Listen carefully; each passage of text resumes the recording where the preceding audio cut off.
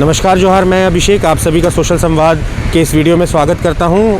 आज जो केंद्र सरकार के हेल्थ मिनिस्टर हैं मनसुख मांडविया जी, उनके साथ जो हमारे हेल्थ मिनिस्टर है झारखंड स्वास्थ्य मंत्री बन्ना गुप्ता जी का हाई लेवल मीटिंग चल रहा है। कोविड के सिचुएशन को देखा जा रहा है, परखा जा रहा है और इसी के साथ कुछ शायद पाबंदियां भी लगाई जा सकती है, उसको लेके भी सोच विचार किया जा रहा है। हालांकि अभी बेड के कितने खाली पोजीशन है और कितने सिलेंडर ऑक्सीजन सिलेंडर बेड उपलब्ध है, उन सब चीज़ों के ऊपर केंद्र सरकार के द्वारा ये हाई लेवल मीटिंग की जा रही है और हम आपको आगे भी दिखाएंगे किस तरीके से इसके ऊपर क्या कहते हैं हमारे स्वास्थ्य मंत्री बन्ना गुप्ता जी। तो इस वीडियो में बने रहें और देखें। साथ में क्या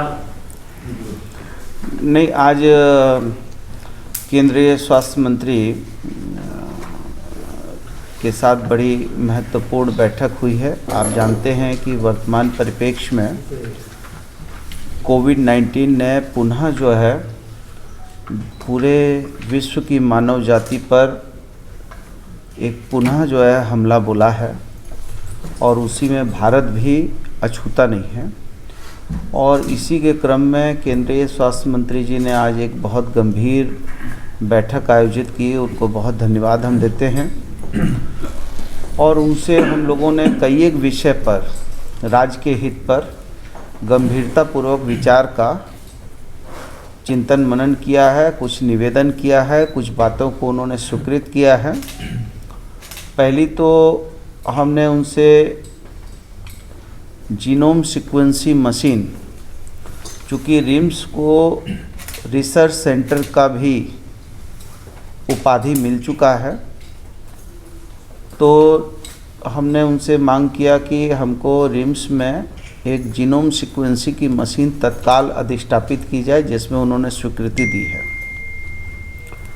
दूसरा, हमने उनसे ये निवेदन किया कि हमारे यहाँ 40,000 सैया हैं, हमारी बहनें हैं और वो बहनों का मानदेय बड़ा कम है और वो स्वास्थ्य की दिशा में हमारी जो है एकमात्र ऐसी व्यवस्था है कि जो अंतिम पायदान पे खड़े व्यक्ति को भी वो स्वास्थ्य की दिशा में लाभान्वित करती हैं। और कोविड जैसे विध्वंसकारी समय में भी उन लोगों की बहुत महती भूमिका रही है और उनका 2,000 रुपये का मानदेय को बढ़ाकर कम से कम 7,000 रुपये तक किया जाए। तो उन्होंने इस पे भी मुझसे ये कहा कि बन्ना जी, हमने आपकी बात पर असहमति व्यक्त नहीं की है। मतलब जैसे विधानसभा में होता है कि कुछ सवाल होते हैं तो अस्वीकारात्मक कह दिए जाते हैं, कुछ को स्वीकारात्मक कहे जाते हैं, किसी को आंशिक स्वीकारात्मक कहे जाते हैं। तो उन्होंने ये ज़रूर कह दिया है कि हाँ, हम इस दिशा में आपके निवेदन को स्वीकार करते हैं और स्वीकार करके उसमें हम पॉजिटिव आगे बढ़ रहे हैं। इसके लिए भी हम उनको बहुत धन्यवाद देते हैं, क्योंकि हमारी जितनी सैया बहनें हैं उनका मानदेय बढ़ जाएगा तो हमारे झारखंड की स्वास्थ्य दिशा में उनका जो महती भूमिका है। और आप जानते हैं आज महंगाई का युग है, 2,000 रुपया उनके लिए काफ़ी नहीं है और तो मैं समझता हूँ कि उस पर विचार करें। और हम लोग अपने राज्य की तरफ से हमारी सैया बहनों को, जो सैया बहनें उत्कृष्ट काम करेंगी, उनको हम लोग 3 तरीके से विभक्त कर रहे हैं।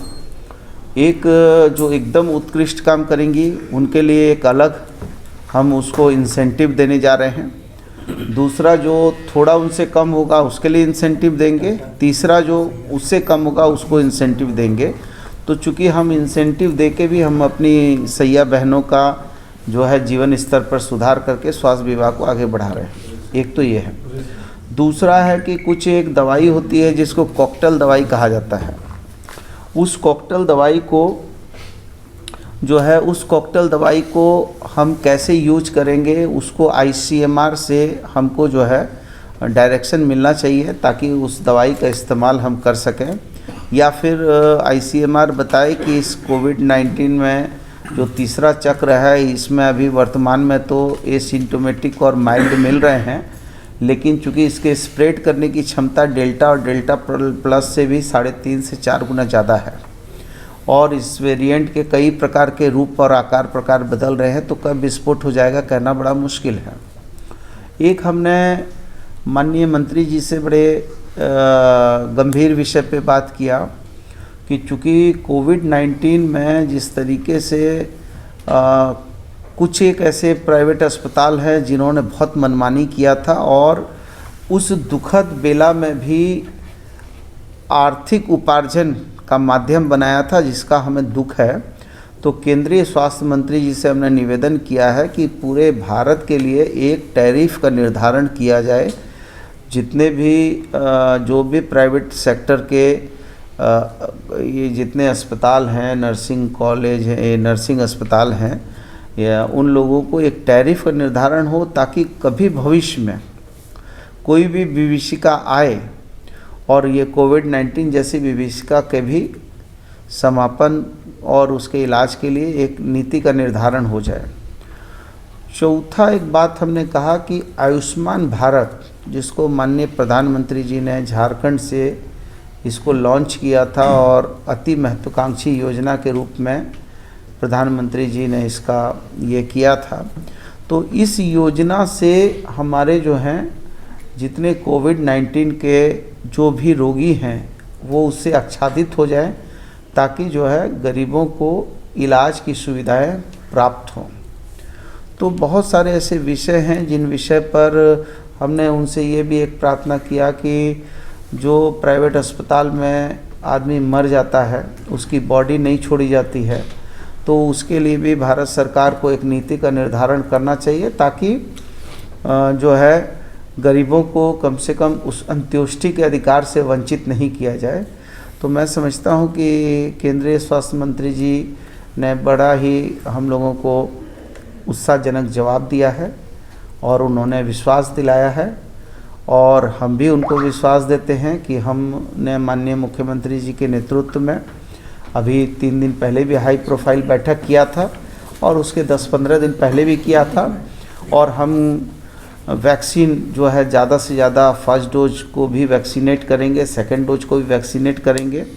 और हमने उनसे जो 15 से 18 साल के बच्चों को उन्होंने जो वैक्सीनेट करने की बात कही है, तो हमने उनसे प्रार्थना किया कि क्यों नहीं 12 साल से बच्चे को क्यों नहीं किया जाए, जब ICMR ने या भारत के ड्रग कंट्रोलर ने इस बात की इजाज़त दे दी है और हम उसको जो है कोवैक्सीन से वैक्सीनेट करना है। तो चूँकि कोवैक्सीन का मतलब है कि हम उससे यूज्ड टू हो गए हैं, तो फिर हमने तो पहले ये सोचा था कि कोई नई वैक्सीन आएगी बच्चों के लिए, लेकिन जब कोवैक्सीन का ही ICMR ने और भारत के ड्रग कंट्रोलर ने आदेश किया, तो फिर दुनिया के देश तो 3 साल से ऊपर के बच्चों को दे रहे हैं, तो हम कम से कम 12 साल के बच्चों को क्यों नहीं दे रहे हैं। तो 12 साल के बच्चों को जितना देंगे वो उतना ज़्यादा से ज़्यादा हम इस विभीषिका के विरुद्ध में, ये तो एक प्रतिरोधात्मक क्षमता है, ये उसके समूल नष्ट करने की प्रक्रिया नहीं है। जैसे जो पोलियो वगैरह का टीका होता है, उससे भारत में आज पोलियो का समापन हो चुका है, लेकिन ये टीका समापन का टीका नहीं है, ये शरीर में प्रतिरोधात्मक क्षमता बढ़ाने का टीका है। तो हमने उनसे ये प्रार्थना किया कि ये होना चाहिए। इसी के साथ साथ जो 60 साल और जो फ्रंट लाइन हैं और जो ये हैं, उनके साथ यदि जो दूसरे जो लोग 47-48% ले चुके हैं फर्स्ट और सेकंड डोज, वो सारे लोगों को भी यदि बूस्टर मिले तो बहुत बेहतर हो। तो बहुत सारी विषय पर उनसे जो है हम लोगों ने गहन चिंतन मनन किया है, और मुझे लगता है कि केंद्रीय स्वास्थ्य मंत्री जी ने जिस उत्साहवर्धक तरीके से हम लोगों को बात को सुना और जवाब दिया है, तो मैं समझता हूँ कि राज्य के हित में कुछ और एक और बहुत इम्पोर्टेंट मैं भूल गया, मैंने उनसे ये भी बात किया कि केंद्र की प्रायोजित योजनाएं होती हैं, जिन योजनाओं में केंद्रांश होता है और राज्यांश होता है। केंद्रांश किसी योजना को लागू करती है सेंट्रल गवर्नमेंट, तो उसमें वो 60% देती है और हमारा राज्यांश 40% होता है।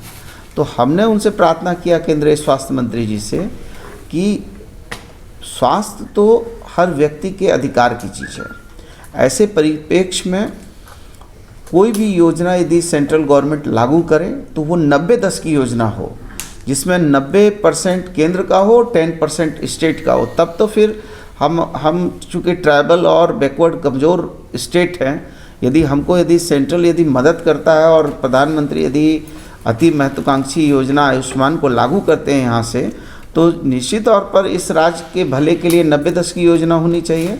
तो उन्होंने सभी चीज़ों पर विचार करने की बात कही है और मुझे उम्मीद है कि आज की मीटिंग का अच्छा आउटपुट निकलेगा। कल से वैक्सीनेशन शुरू होना है 15 से 18 साल, तो कितने कैसे होगा, उसका क्या प्रक्रिया है, कितने स्लॉट बुक हुए हैं, कौन कौन से स्कूल में होंगे?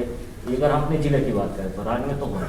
देखिए, हमने अपने ज़िले में 8 जगह हम लोगों ने परमानेंट केंद्र बनाए हैं और उस परमानेंट केंद्र में लोग वैक्सीनेट भी करेंगे, वैक्सीनेशन का भी होगा और वहाँ से यदि वो चाहेंगे जानकारी लेना या बुकिंग करना तो वो सुविधा भी हम उसको उपलब्ध कराएंगे, ताकि हमारे जो भी आज तो बच्चे जो है सारे लोग ऑनलाइन हो गए हैं, अब सारे लोग मोबाइल से, तो उनको ऑनलाइन ऑफलाइन दोनों की सुविधा हम प्रदान करेंगे। 8 ऐसे केंद्र हम लोग अधिष्ठापित कर रहे हैं। साथ ही साथ जो भी हमारे स्कूल कॉलेज हैं वो सारे स्कूल कॉलेजों में एकदम आपको इस बात की खुशी भी होगी कि पूरे राज्य में वैक्सीन में ये ज़िला सबसे अव्वल स्थान पाया है। तो हम चूँकि हम हमारे ही रिकॉर्ड को तोड़ेंगे ऐसी हमको अपने अधिकारियों से उम्मीद है। तो निश्चित तौर पर इन लोगों ने जो वर्कआउट किया है वो बहुत सारे स्कूल है, कॉलेज हैं, उस सब में एक जो है बड़ी व्यवस्था कायम करके और कल से इसका श्री गणेश होगा। राज्य किस तरह से तैयार है ओमिक्रॉन?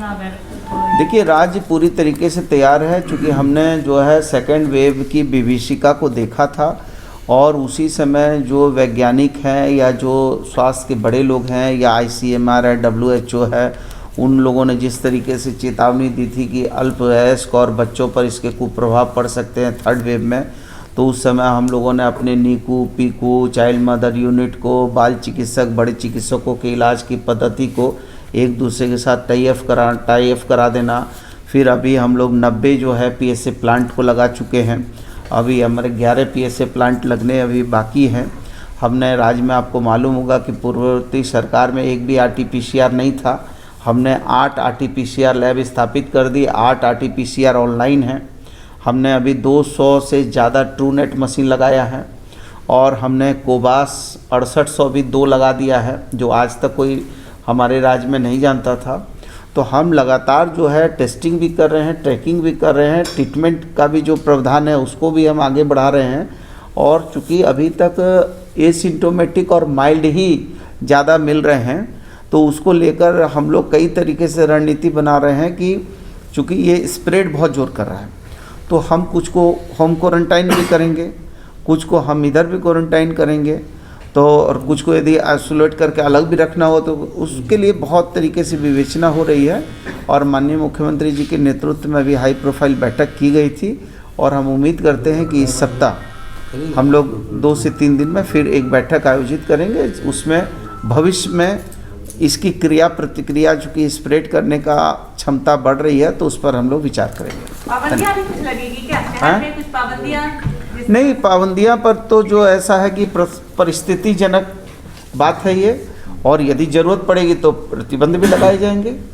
प्रतिबंध की यदि बात होगी, यदि राज्य हित में, मानव हित में, जनहित में यदि हमको कड़े कदम उठाने होंगे तो हम उठाएंगे। राज्य की जनता से क्या अपील करेंगे? राज्य की जनता से अपील करेंगे कि मनाओ जश्न बाहर आए, इस एहतियात के साथ किसी लौ से किसी का घर न जले। पटाखा ऐसा नहीं फोड़ना चाहिए जिस पटाखा को फोड़ने से गरीब का झोपड़ी जल जाए। तो खुशी मनाना है, आनंद रहना है, नववर्ष मंगल में हो, उमंग हो, उत्साह हो, आनंद हो, लेकिन उस उत्साह, आनंद और इसमें कहीं स्प्रेड नहीं हो, इसलिए थोड़ा सा सावधानी, सुरक्षा और कम से कम लोग भीड़ करें, अपने घर में रहें, व्यवस्थित रहें, सुखद रहें, समृद्ध रहें।